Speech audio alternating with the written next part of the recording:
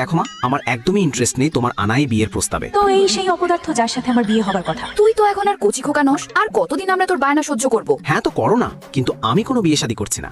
আর যদি বিয়ের এতই শখ থাকে তবে তুমিই করে নিন। বেয়াদব, আমি বিবাহিত, তাই তো তোর মতো অপদার্থ ছেলে জন্মেছে। আরে মা, কি করছেন? থামুন তো। আপনি যাই বলুন, আমি এই বিয়ের চক্করে পড়তে চাই না। এই ছোটটা কত জেদি। আমি চললাম মজা করতে। দাঁড়া একবার, মেয়েটার সাথে তো দেখা কর, দেখলে তুই পাগল হয়ে যাবি। হ্যাঁ তো আগে বলবেন না? আমি তো কখন থেকে অস্থির হয়ে আছি আমার ম্যাডামকে দেখার জন্য। জানো, আমি তোমার সামনেই আছি।